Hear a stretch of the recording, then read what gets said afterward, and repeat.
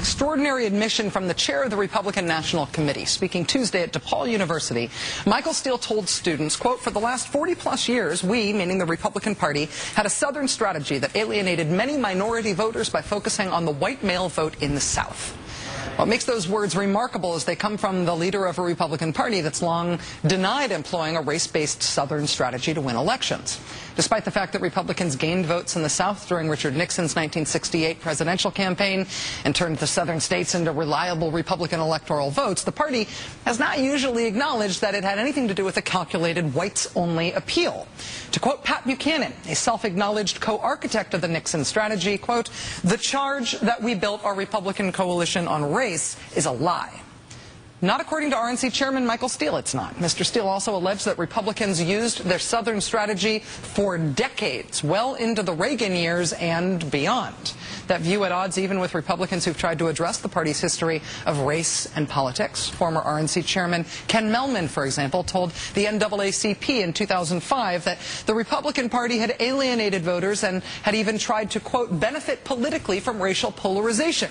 But Mr. Mehlman said that had happened in the 70s, 80s, and 90s. He promised that the Republican Party was, as of the 2000s, committed to inclusion. But in Micheal Steele's telling this week, Republicans have pursued a Southern strategy, he said, for 40 years, which would be right up through the 2008 election. Not a shocking assertion that the Republican Party might have capitalized on racial polarization in search of power during its history, but it is a do-whoop moment to hear the chairman of the party now admit it in public. Joining us now is Rick Perlstein, senior fellow at the Campaign for America's Future and author most recently of the book NixonLand, The Rise of a President and the Fracturing of America. Rick, it's great to have you on the show. Thanks for joining us. Oh, glad to be here, Rachel. The Southern strategy is something that gets talked about in politics a lot, but the details are always a little woolly. What really was it specifically? It was something very, very specific, actually. Not a lot of people remember that basically after the New Deal, black voters in cities like Chicago, New York, Cleveland were actually considered the swing voters in American politics. There were enough of them who'd kept this kind of vestigial Republican loyalty from the Civil War years and the idea that the Republican Party were the party that freed the slaves, that the idea that you had to get enough of these voters away from their economic commitment to the Democratic Party into the Republican Party in a presidential election basically determined how states like Ohio, in Illinois, and New York would go. And what started happening in 1964, first with Barry Goldwater, and then with 1968, was the Republicans basically made a very conscious decision that if they appealed to white voters in the South, they didn't need these black voters in the North anymore. So there literally was, we don't need black voters anymore, so how can we get these white voters instead? It was very, very specific and very deliberate, and they knew exactly what they were doing. Did architects of the Southern strategy express regret or remorse for it at all in the way that Micheal Steele seemed to this week? Well, the fascinating thing about it is it seems to happen at regular intervals. I mean, one of the architects of it in the Nixon years was a guy named Harry Dent. And after he retired, he became a preacher, and he apologized for it right before he died.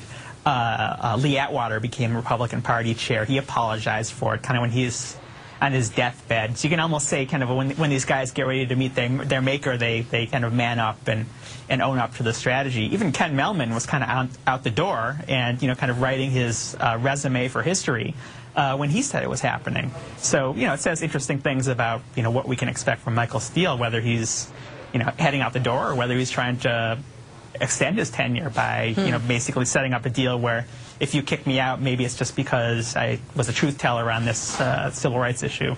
Rick, you have written epic, seminal histories of modern conservative politics. Is there a revisionism effort among conservatives to pretend this didn't happen? Will what Micheal Steele said be upsetting to people who want to say that this never actually existed in history? Oh, it'll be profoundly upsetting. I mean, we saw it from Pat Buchanan, like you say. The idea, basically, even Glenn Beck now is trying to claim Martin Luther King as his forebearer. You know, the idea of the civil rights movement, the idea that African Americans were oppressed and had to be liberated is very central to basically every American's conception of what a moral citizenship looks like. So it's very awkward for the Republicans to try and kind of deal with this as it comes up every 5-10 years. Rick Perlstein, Senior Fellow at the Campaign for America's Future and the author of NixonLand, which is required reading for everybody in the whole country. Thank you so much for joining us tonight, Rick. It's good to see you. Love to be here.